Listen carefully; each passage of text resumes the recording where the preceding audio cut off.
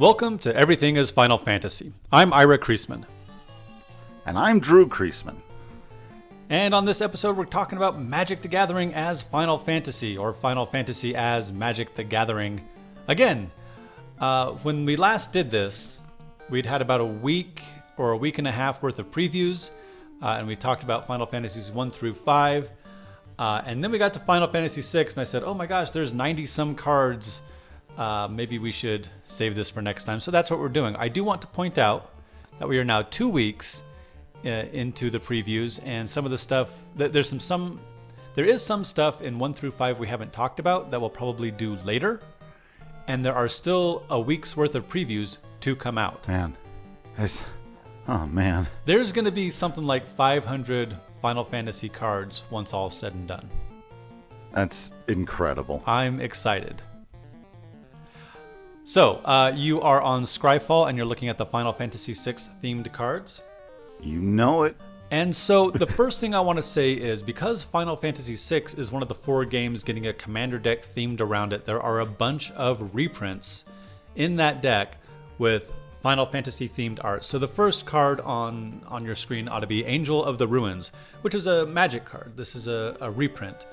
But they have themed it around some of the angels that appear in Kefka's tower, or as you're rising up the levels of Kefka, right? The Tower of Kefka, of Final Battle of Doom.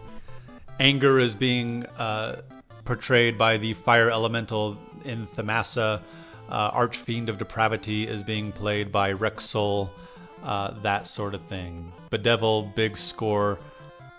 Lots of cards that you would have in a commander deck, but themed with Final Fantasy art and characters. So the ones we're going to focus on are the ones unique to the set. For example, Banon, the Returner's leader. Banon gets a card. How about that? I love it. I've always talked about him being one of the more underrated characters, not just by fans, also by the people that made the game, because where did he go? What happened? But yeah, I love this. I love this artwork. It's, we often talk about in those early games how the artwork, it was like representations of things you would kind of imagine in your mind. Or if you saw the Yoshitaka mono art, you could fill it in. But we've even talked a lot about how a lot of that mono art could feel or look unfinished in giant air quotes. I think purposefully left open to a certain amount of interpretation. And so seeing these characters and this being exactly what I imagine the Returner's hideout to look like, and Banon, the leader of the rebels, as he's got his leg up on the desk and is clearly delivering a speech of import. I love it. So for red and white, you get a 1/3 legendary creature, human cleric rebel. Once during each of your turns, you may cast a creature spell from among cards in your graveyard that were put there from anywhere other than the battlefield this turn. Whenever you attack, you may pay 1 and discard a card. If you do, draw a card. So I think I've talked about this a bit already, but the commander deck for Final Fantasy VI is themed largely around rebuilding the team in the World of Ruin. And that only kind of works with Banon because he doesn't appear in the World of Ruin. But the characters of Final Fantasy VI are not being portrayed as necromancers. They're being portrayed more as rebuilding out of despair. And I think that's an interesting way to look at. We're going to see some black cards later. And black can often be associated with the awful selfishness of human nature. But sometimes it's as much about persevering or making do or standing on your own. And that can be interesting. So Banon here is red and white, but he's still got sort of that graveyard theme that the entire commander deck is going to have. That's pretty cool. I like that take on it. I obviously wouldn't have known the Magic part of that well enough to know, so that's why I'm glad we're doing this, so you can explain things like that to me.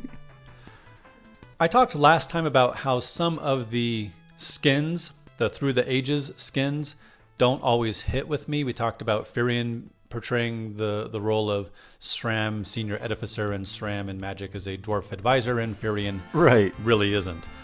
Right. But here we've got Kefka's Tower playing the role of Bolas's Citadel. And Nicol Bolas in Magic is this massively powerful, long-lived dragon who's been a villain of the multiverse for hundreds of years in game and the past 30 years in Magic. Cool. So I think this is one that makes sense. This is a mono art on a Magic card, and it's a legendary artifact, and you may look at the top card of your library at any time. You may play land cards and cast spells from the top of your library. If you cast a spell this way, pay life equal to its mana value rather than pay its mana cost. Sacrifice 10 non-land permanents. Each opponent loses 10 life. And I think that's a pretty decent way to portray Kefka's Tower. So some of these skins I think work really well, and so I wanted to highlight that one. Yeah. I will say some of the discourse, I've been following some people on the Blue Sky who've been talking about some of the cards in depth, and I think doing some great job of explaining some things. But I've also now seen some of the discourse and people saying they really don't like these cards that don't have any borders on them. You know, whether they do or don't like the Amano artwork, I've seen that take a few times. And I did note, I was like, well, that looks strange. Like, I'm not sure I would immediately even identify that as the Magic card. It almost goes to show you how like iconic those borders are, that just look of a Magic card. It's become a meme. You can see people put almost anything into that style, but I don't know. I don't mind it, but of course I'm going to be less attached to the traditions of Magic the Gathering. But they do look interesting, but they look different without the borders. Can't deny that. Yeah, absolutely. And they've been playing around with what they call booster fun, which is messing with the borders. So these days, every plane, every plane of existence gets its own border, I guess, or kind of border. When we went back to Kamigawa Neon Dynasty was a futuristic Kamigawa, the Japanese-themed plane. And so the ninjas all got a special border, and the samurai all got a special border.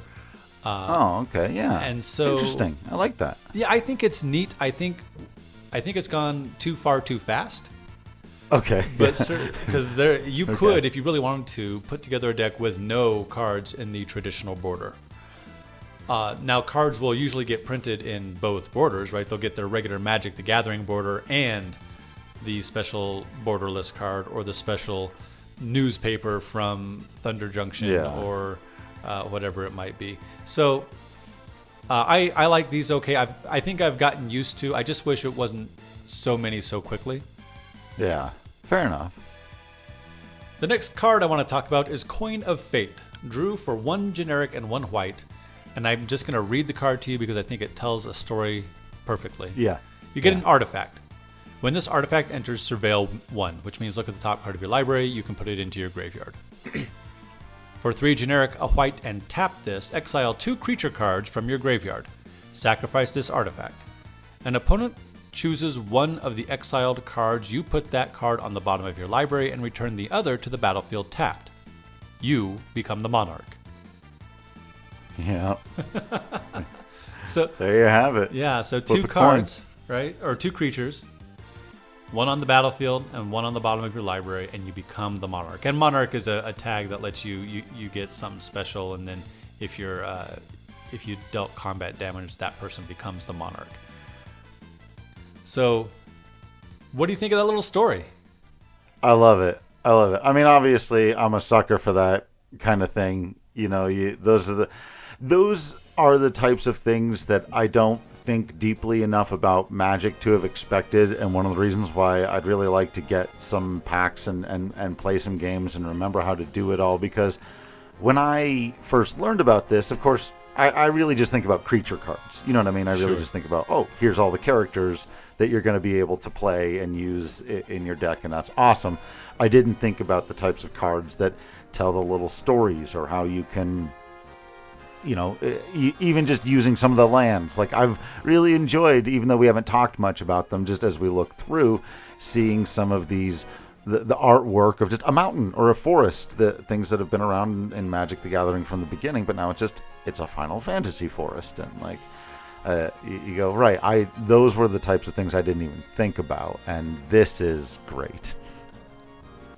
Let's skip down to Cyan, Vengeful Samurai. Oh, yeah. Yeah, so he's a 3/3 for 6 generic and a white. You get a legendary creature, Human Samurai. This spell costs 1 less to cast for each creature card in your graveyard. So that on its own is pretty flavorful. Yeah. He's got Double Strike, and whenever one or more creature cards leave your graveyard, put a +1/+1 counter on Cyan. So as you're rebuilding that team out of the graveyard, as you're rebuilding that team out of the World of Ruin, he gets stronger. Cool. Edgar gets 2 cards. Edgar, King of Figaro, is 4 generic and 2 blue for a 4/5 Human Artificer Noble. When Edgar enters, draw a card for each artifact you control and 2-headed coin. The first time you flip 1 or more coins each turn, those coins come up heads and you win those flips. Cheater? He's a cheater. He's a cheater pumpkin eater right there on his card. It says so. I've got, or at least I used to have, a red coin flip deck. That was just ridiculous, but it was fun to play. Awesome. Yeah, I'm going to see if I can rebuild maybe a blue-red coin flip deck. I have no idea. Fun. His other card is 2 generic, a red and a white for a 2/4 Human Artificer Noble. Once during each of your turns, you may cast an artifact spell from your graveyard. If you cast a spell this way, that artifact enters tapped. And whenever Edgar attacks, it gets +X/+0 until end of turn, where X is the greatest mana value among artifacts you control. So an artifact-themed creature card. Right, for him to use his tools. Exactly. And the artwork has him there with the best tool of all. Of course, the objectively best one, the auto crossbow. Not the chainsaw? You know, now that you... No, it's got to be the auto crossbow. Anything that hits multiple enemies. Esper Origins is interesting. I really want to like this card. I don't know if it's any good. Okay. For 1 and a green, you get a sorcery, Surveil 2, you gain 2 life. If, however, this spell was cast from a graveyard, exile it and then put it onto the battlefield transformed under its owner's control with a finality counter on it. And you can play it from your graveyard for 3 and a green. That's what flashback is. And on the other side, it is Summon Esper Meduin. Oh. Esper Meduin is a 4/4 Saga Elemental. The first chapter is reveal the top card of your library. If it's a permanent card, put it into your hand. The second chapter is add 2 green, and the third chapter is other creatures you control get +2/+2 and gain trample until end of turn. I don't know if this is an efficient enough cost with the flashback being 4 mana. On the other hand, being able to Surveil 2 and then play it again from your graveyard seems pretty decent to me. Yeah, I definitely don't know the game well enough to know the answer to any of that. So I will say I think Meduin looks like a badass here on the back. That's super rad and awesome. This card looks cool. And I like his little quote of, I have chosen a name for her.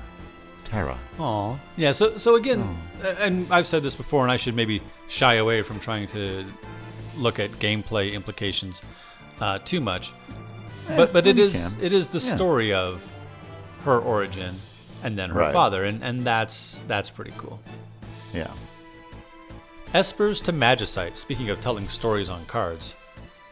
Exile each opponent's graveyard. When you do, choose up to 1 target creature card exiled this way. Create a token that's a copy of that card, except it's an artifact and it loses all other card types. Ew. So you exile their graveyard, you choose one of their creatures, and you make a rock out of it. Kind of gross. Magicite, I guess, right? Yeah, it's essentially turning one of their creatures into Magicite that you then control. Right. It's got a artwork of Kefka dancing around, and the flavor text is, "Come to me, my Magicite pretty. Come and help me build the Magitek empire of Kefka." So, yeah. Yeah. That's pretty fun. Gao, Feral Youth. For 1 generic and a red, Yay. you get a 2/2 Human Berserker. I gotta say, much as I like this artwork with Gao and Stray Cat, one of the best rages you can get, I'm not sure that this does a great job of translating his video game abilities onto a card. Okay. He's got Rage, which is already a magic mechanic. Whenever Gao attacks, put a +1/+1 counter on it, which is fine. Okay. Sure, that makes sense. At the beginning of each end step, if a card left your graveyard this turn, Gao deals damage equal to its power to each opponent. And I'm not sure that's got anything to do with learning monster abilities Learning on the their belt. move. It's like you're using their power, not really their abilities, Yeah. right? Surely there would have been a way to let him use like other cards' abilities, right? Yeah. And I just feel like, I don't know, but yeah, well, and sometimes it's, we're building a commander deck, we need to fill this slot, we need to make a card for Gao, this is what we're going to do. And I can appreciate that to some degree. yeah. Hey, Drew, look who else gets a Yeah. card. General Leo. Yeah. Christoph? Full name? Yeah, they did the whole thing.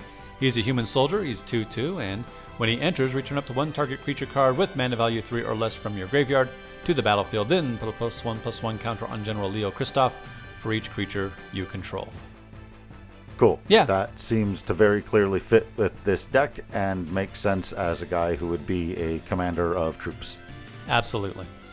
There's going to be there are some fun soldier decks, and I think he's going to fit well. Unfortunately, I think Heidegger is also going to fit well, No, but we'll get there when we get there.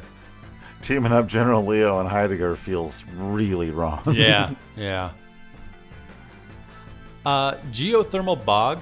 Speaking of the lands, this is another reprint, but it appears to be the Phoenix Caves. Yeah, That's neat. that is neat. It's somehow managed to take the very two-dimensional layout of that dungeon that was mostly just like bridges that are squares on a Super Nintendo and make it look, I don't know, kind of seemingly realistic here, different angle. Like that's really, because I recognize it right away. It's like it's those iconic bridges, but it's just a little more detail. That's very clever. I like it. Go-Go gets 2 cards. Go-Go! And I Go-Go! love it. Go. So the blue one that's in Japanese, if you click on it, you can read it. Oh, good. Because I was going to say, all right, buddy, now what happens? Okay. So this one, Go-Go Master of Mimicry, is 2 generic and a blue for a legendary creature wizard. No other creature type. Okay. XX tap. So you got to pay X twice. So 2 or 4 or 6, etc. Copy target activated or triggered ability you control X times. So if you pay 1 twice, you can copy it 1 time. You may choose new targets for the copy. This ability can't be copied, and X can't be 0. So he just gets to copy activated or triggered abilities. That's perfect. His red version is 3 generic and a red for a 2/2 wizard. At the beginning of combat on your turn, you may have Go-Go become a copy of another target creature you control until end of turn, except its name is Go-Go Mysterious Mine. If you do, Go-Go and that creature each get +2/+0 and gain haste until end of turn. Awesome. Oh, and attack. Gain haste and attack. So yeah, you can have him copy your other guys. I think it's interesting that the blue Go-Go is a 2/4 and the red Go-Go is a 2/2 that becomes a 4/2 rather than a 2/4 if you use their ability. Right. How fascinating. Those are great. I would very much want those cards. We've got Daryl's Tomb playing the part of Graven Cairns. We've got Nikie playing the part of High Market. And then we get Interceptor, Shadow's Hound. Interceptor gets his own frickin' card. Excellent work, everyone. Round of drinks on me. For 2 generic, 2 black, you get a 4/3 legendary creature dog. It's got Menace, and assassins you control have Menace. And there's a whole set of Assassin's decks because of the Assassin's Creed set that came out. Excellent. Whenever you attack with 1 or more legendary creatures, you may pay 2 and a black. If you do, return this card from your graveyard to the battlefield, tapped and attacking. Awesome. Jador, Aristocratic Capital. So I think I mentioned last time that towns are a new land type. Right. And there's a whole cycle of lands now that has adventures on them. So you can pay the... So it's essentially a spell attached to the land. And when you can play that spell from your hand and then put the card into exile, and then you can... Usually it's on a creature, so you can play the cost of the creature and play it from exile. But in this case, it's a land, so then you can just play the land. So if you get this card early, you just play it tapped, and then it taps for blue. But if you get it late, you can cast Overture, which is 4 generic and 2 blue. Target opponent mills half their library, rounded down. Wow. Yeah, not bad. That's cool. Milling your opponent means they have to discard cards off the top of their library, and it's never been as good a strategy as I've wanted it to be. Oh, okay. I mean, these are lands that can also occasionally be spells. There's no reason not to put this in your mill deck if you've got one. That's cool. Kefka gets a couple cards. Yeah. Kefka Court Mage is a, 2 generic, a blue, a black, and a red for a 4/5 human wizard. When Kefka enters or attacks, each player discards a card. Then you draw a card for each card type among cards discarded this way. And then for 8 mana, each opponent sacrifices a permanent of their choice. Transform Kefka, activate only as a sorcery. And on his other side, Kefka, Ruler of Ruin. A 5/7 avatar wizard with flying, and whenever an opponent loses life during your turn, you draw that many cards. Kefka's going to be killing creatures and drawing cards. Yeah, that's pretty cool. And the artwork's great on both of those. His other card is Kefka, Dancing Mad. He's a human wizard. He's 6/6. During your turn, Kefka has Indestructible. At the beginning of your end step, exile a card at random from each opponent's graveyard. You may cast any number of spells from among cards exiled this way without paying their mana costs. Jeez. Then, each player who owns a spell you cast this way loses life equal to its mana value. What? I don't even know the game that well, but that sounds like a lot, man. Well, it costs 6 mana, and there are Fair. cheap ways to kill creatures. So on the one hand, yeah, that is a lot, but you kind of got to work for it. Yeah, fair enough. Ooh. Let's skip down to our next character who's got 2 cards, Locke. We've got Locke Yay, Cole Locke. and Locke Treasure Hunter. So Locke Cole, they're both human rogues. The first one is a generic, a blue and a black for a 2/3 human rogue with Death Touch, Lifelink, and whenever this deals combat damage to a player, draw a card, then discard a card. That seems pretty solid to me. Yeah. His other one is a generic, a black and a red for a 2/3 human rogue. Locke can't be blocked by creatures with a greater power, and Mug. Whenever Locke attacks, each player mills a card. If a land card was milled this way, create a treasure token, because he's a treasure hunter. Until end of turn, you may cast a spell from among those cards. So he's stealing. He's thieving. Yeah. He's a thieving treasure hunter. He's sneaking through the lines and getting little jabs in, stealing stuff. I like it. The only thing I could have also hoped for was some sort of mechanic where he gets to steal the other creature's clothes or something. But other than that... Oh, just you wait, sir. Oh. Magitech Armor is a artifact vehicle for 3 generic and a white. You get a 4/4. Vehicles aren't creatures, you'll notice. But they become creatures. Says you. Say again? Says you. If corporations are people, then I think vehicles can be creatures. If you look at the type line of the magic card, vehicles are not creatures. But that was very, very funny. Nicely done.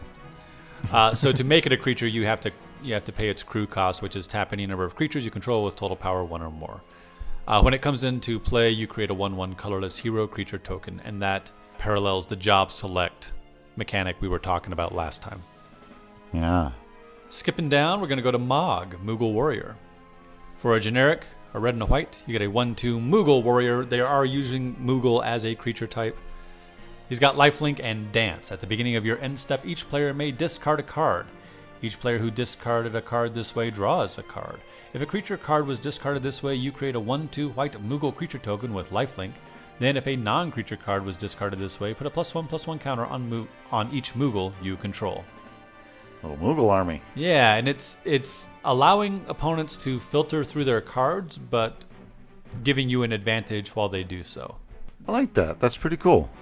There's a strategy called Group Hug, which is when you give opponents benefits, but also try to give yourself more benefit out of it. I wonder if Mog might do well in those strategies.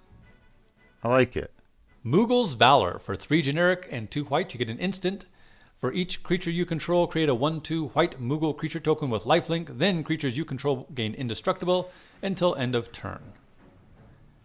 And that flavor text, Drew. Thanks, Moogles. We're in your debt. I love that. Yeah. So if you're being attacked or whatever, you can, and you've got 5-6 creatures on the board, but they're all tapped down for some reason. Maybe they have had slave crowns on their head. Sure. You can just jump in Happens. with a bunch of Moogles. Love it. Morbid Opportunist being played by those weird scythe-wielding dudes from Zozo. Yeah. Neat artwork. A mountain that appears to be Mount Colts. Yep. Knight's Whisper. Oh, Drew. So this is another reprint, but it's being depicted by Cyan, and he appears to be running after some ghostly figures. I wonder if that's important. Oh, that is some heartbreaking art. That's really well done. Phantom Train. For 3 generic and a black, you get a 4/4 artifact vehicle with trample. It does not have a crew cost, so you cannot crew it in the normal way. Instead, sacrifice another artifact or creature, put a +1/+1 counter on this vehicle. It becomes a spirit artifact creature in addition to its other types until end of turn. So you got to sacrifice other creatures to make your Phantom Train a creature that can attack or block or whatever. That's cool and very interesting. And the artwork here with the 3 of them running out in front of it is fantastic. That's amazing. It does make me think that just get off to the side, you guys. Just get off to the side. Right. Yeah. Right. Good. Move. Drew, we have an artifact card in Magic the Gathering named Phoenix Down. Yeah. I am so happy. For So cool. for 1 white, you get an artifact that says, for 1 generic and a white and a tap, exile this artifact, choose 1, return target creature card with mana value 4 or less from your graveyard to the battlefield tapped, or exile target skeleton, spirit, or zombie. Perfect. Exactly because correct. When you use a Phoenix Down in Final Fantasy, you can either bring back one of your own heroes from KO, which is how most people think of them and use them, but forget that when you throw them at the undead enemies, it kills them. Yeah, it does. And Ooh. that's really cool that it lets you do both functions. It would have been very easy to just do the first one. Right. And obviously plays into, the returning creatures from the graveyard that this seems to be built around. If you look at the next page, we start with Poison the Waters. This is one of the ones I saw on the internet, and it made me uncomfortable. But the artwork is phenomenal. And I know it's an iconic and classic moment, but I'm like, I can't imagine myself playing a game in which I play the card Poison the Waters. I don't. Yeah. I don't want to do that. It's pretty mean. Yeah. It's a, let's see, 1 generic and a black. It's a sorcery. Choose 1. All creatures get -1/-1 until end of turn, or target player reveals their hand. You choose an artifact or creature card from it. That player discards its card. Discards that card. I think I really like this card. Oh no! You're gonna run around poisoning the waters as Kefka, you monster! I know. It is one of the things that Magic allows you to do is play the villains, which is interesting, I think. Fair enough. Let's scroll down to Rejoin the Fight. This artwork this is incredible. That is something. I want that as a poster on my wall.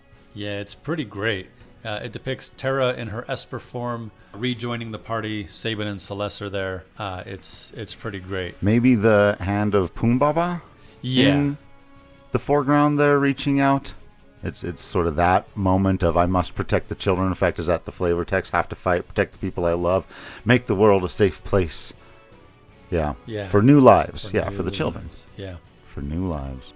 Mill 3 cards, then starting with the next opponent in turn order. Each opponent chooses a creature card in your graveyard that hasn't been chosen. Return each card chosen this way to the battlefield under your control. So your opponents have to choose which creatures you get back. Yeah. Interesting. And it is interesting. It's a black card, right? And I think it's as much because it deals with the artifact, or excuse me, it deals with the graveyard, or as we've been saying, the World of Ruin, right? If the graveyard in this case depicts the World of Ruin. So I like that idea that we can think about black in Magic the Gathering. It's never been just straight up evil. Never, ever. And in fact, all the colors have the capacity for both good and evil, depending on your definitions thereof. So seeing it as a way to insist on standing up is really interesting. Realms Sketching. Oh, I want this one on my wall too. It's a sorcery, 2 generic and 2 blue. Create a token that's a copy of target artifact, creature, or land. Easy peasy. Cool. Very simple. Yep. Sometimes you just don't need to overthink it. Slap some fantastic artwork on there, and yeah, I love that. She's painting dinosaurs. Yeah. Because you can fight those dinosaurs out there, or T-Rexes in some of these games for no ever explained or defined reason sometimes. The T-Rex from Balam Garden has a card, which we'll talk about Well, later. it would have. I mean, again, I'd be disappointed if it didn't. Retrieve the Esper for 3 generic and a blue. It's a sorcery. Create a 3/3 blue robot warrior artifact creature token. Then, if this spell was cast from your graveyard, put 2 +1/+1 counters on that token. Yeah, All right. sure. Makes sense.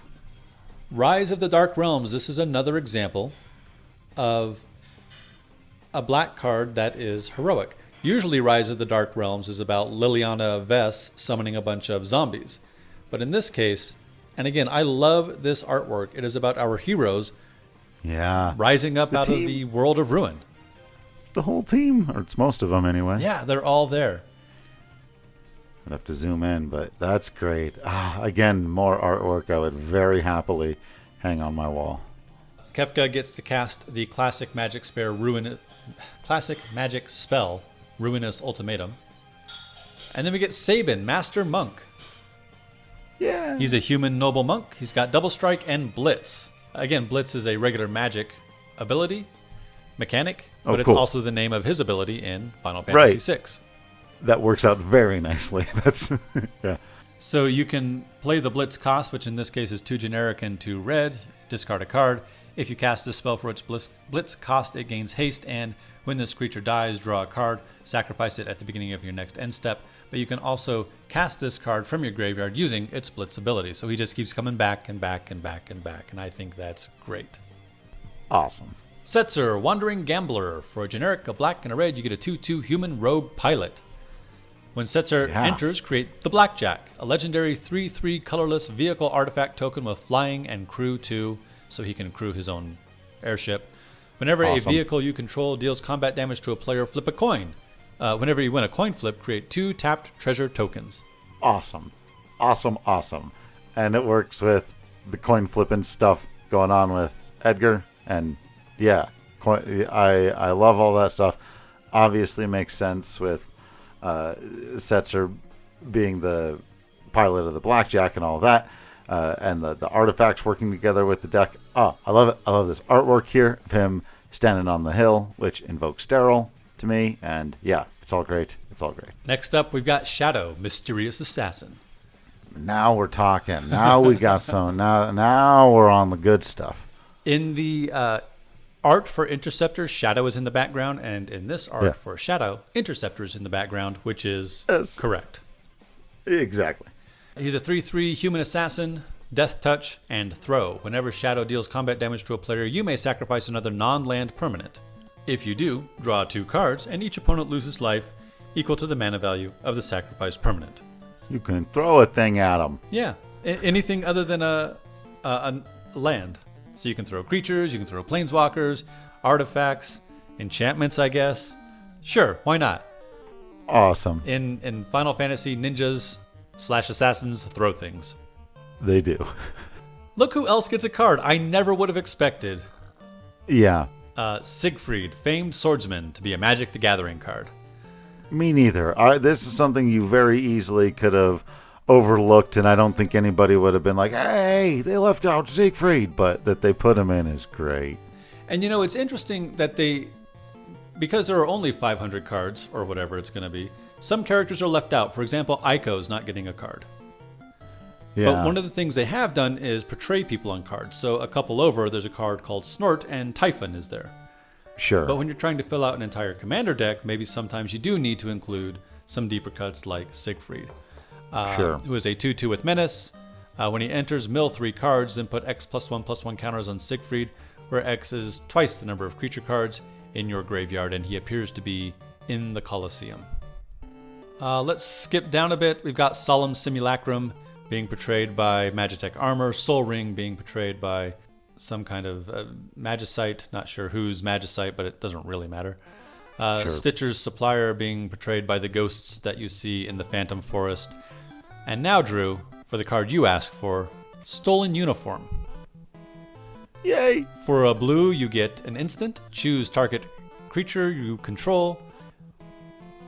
And choose target creature you control and target equipment. Gain control of that equipment until end of turn. Attach it to the chosen creature. When you lose control of that equipment this turn, when you lose control of that equipment this turn, it's attached to a creature you control. Unattach it. So you can choose your creature and choose their equipment and take their equipment. And the flavor text is... It's a little tight, but the price was right. Yeah, so just steal their equipment and put it on your creature. I love it. Absolutely fantastic. Strago and Realm. They've done this a couple times. We talked about Bartz and Boko. Yeah. There's a card, Fran and Balthier. Excellent. No, those make sense to me. Yeah, I think that's good. They are together a 1/3 legendary creature human wizard for 2 generic and a red. Sketch and Lore. For 2 generic and a red, tap. Target opponent exiles cards from the top of their library until they exile an instant, sorcery, or creature card. You may cast that card without paying its mana cost. If you cast a creature spell this way, it gains haste, and at the beginning of the end step, sacrifice this creature.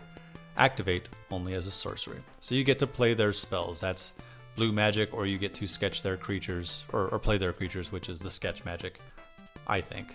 Yeah, it's really interesting. Though it's definitely one where it felt like a lot of stuff going on for me. Like I'd have to figure out what all that meant. It would take a little while for me to understand that card and how to play it. But that's also good too, right? You need to have those types of things. So yeah, I didn't understand most of that, but I like the artwork. I like that they're together, and I do get what you said, where it's mimicking their abilities. It would just take me a while to figure out how to actually play a card like that in Magic. Summon Esper Ramuh. For 2 generic and 2 red, you get a 3/3 enchantment creature, Saga Wizard. Chapter 1 is Judgment Bolt. This creature deals damage equal to the number of non-creature, non-land cards in your graveyard to target creature an opponent controls. Chapters 2 and 3 are Wizards you control get +1/+0 until end of turn, and there seems to be a very specific wizard typal support throughout the set. Cool. Summon Esper Valagarmanda. For 3 generic and a red, you get a 3/3 enchantment creature, Saga Drake, with flying and haste. Chapter 1, exile an instant or sorcery card from each graveyard. So presuming that you're playing a commander game, that means 4 or more cards are getting exiled. Right. Chapters 2 through 4 are add red for each lore counter on this saga. So 2 and then 3 and then 4. You may cast an instant or sorcery card exiled with this saga, and mana of any type can be spent to cast that spell. So you can then play the cards that Valagarmanda exiled from all graveyards. Yeah. I think that's pretty great. That's cool. And that artwork is like the Ramuh artwork's pretty good, pretty great. But I've seen a lot of different Ramuhs over the years. I had never seen Valagarmanda looking quite like this, and it is fantastic. Click on Valagarmanda, and you're going to get a blown up version. And then to the right, it's going to show you the prints, and so you can see the regular magic. Oh. And then you can see the extended art, right? So the regular borders, like we were talking about before, and then this sort of see-through the menus, as it were. That one even more. Isn't that cool? That's really cool. I want that one. It's listed at $50 on here. Well, and all the singles prices are going to be wildly inflated right now. Of course, but woo. Yeah. And I think all of the summons are getting that treatment. Yeah. We've got Sun-Scorched Divide, which is a reprint being played by the Imperial camp before Doma Castle, I assume. Yeah. Sun Titan being played by Rex Soul. And then we've got a card here, Drew, just named Suplex. Tell me what's happening in the art of this card. It's just Sabin charging headlong forward into a train. Yeah. I love this. It's so good. One of the things I think they've done really well is take the memes and make interesting cards or reprints out of them. Yeah. Suplex is a generic and a red for a sorcery. Choose one. Suplex deals 3 damage to target creature. If that creature would die, exile it instead. Or exile target artifact. Just yeet that artifact right on out this game. Yeah. See, that one I got. That one I got immediately. Terra gets 2 cards. We already talked about the first one, the first time we did this, but the second one is Terra Magical Adept. And when I first looked at the card from the Commander deck, which is a red, white, black card, I thought, well, I'm not sure why black's in her cost, but she's rebuilding the team. She's helping to rebuild the team out of the graveyard. All right, fair enough. Terra Magical Adept is more what I expected. For a generic, a red and a green, you get a 4/2 Human Wizard Warrior. When Terra enters, mill 5 cards. Put up to 1 enchantment card milled this way into your hand. And remember, all our summoned creatures throughout the set are enchantment creatures. And then she has Trance. 4 red green, tap, exile this, then return it to the battlefield transformed under its owner's control. Activate only as a sorcery. So that's a lot of mana, but on her backside she is a 6/6 flying legendary enchantment creature, Saga Wizard. Look at her. Yes. Wow.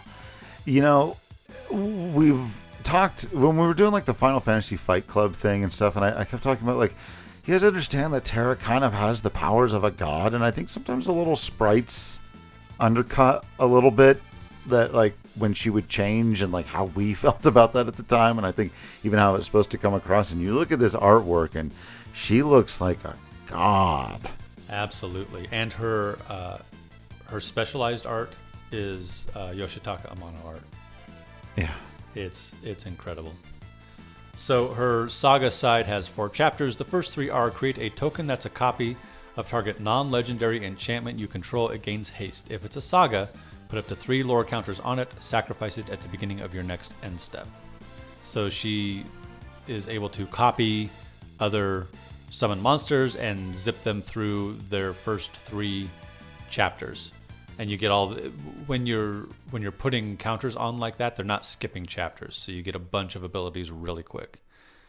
And then her 4th chapter is add 2 white, 2 blue, 2 black, 2 red, and 2 green.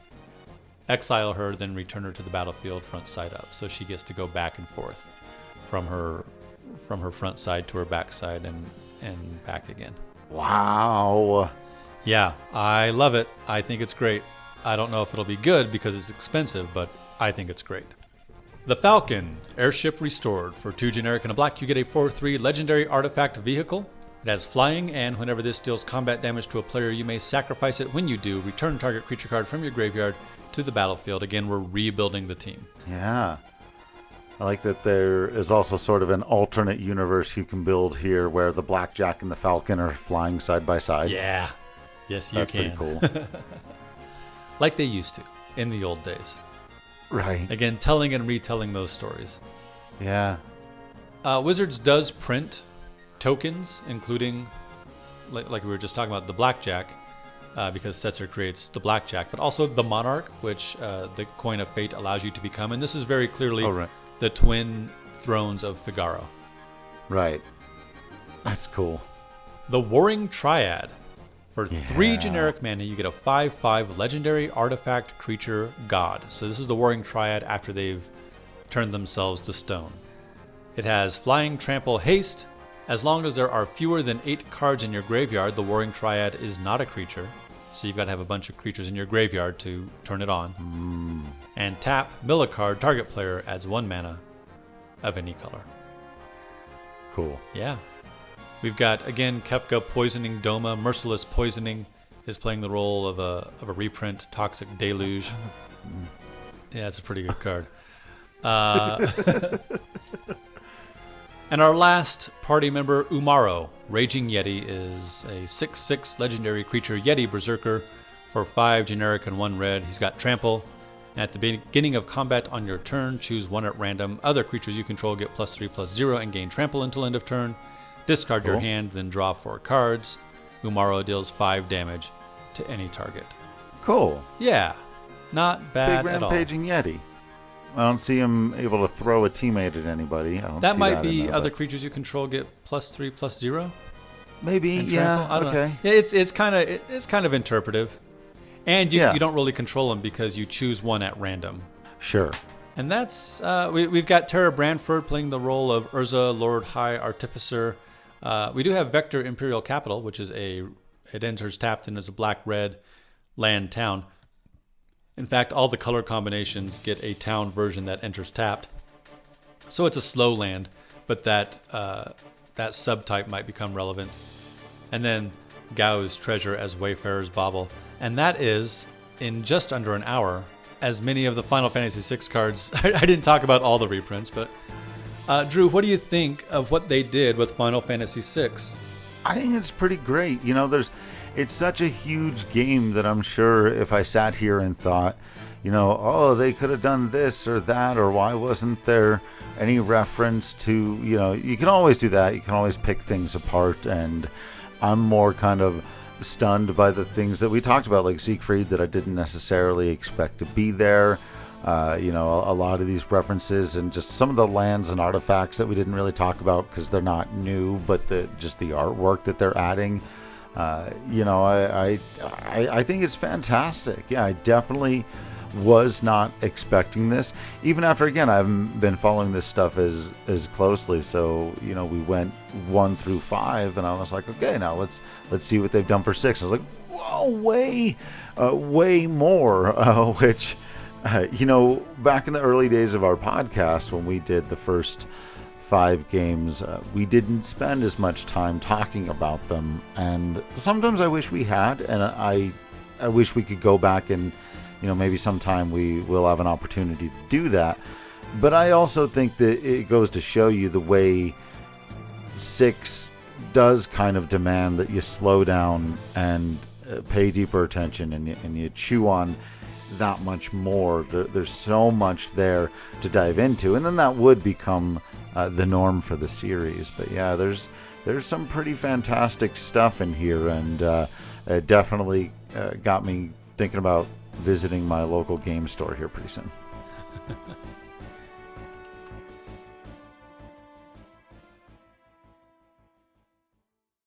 What was that? Yeah, my brain was trying to process the sounds that had just come out of your mouth, and they did, but then it had to, I think, unprocess backwards, and that's what came out.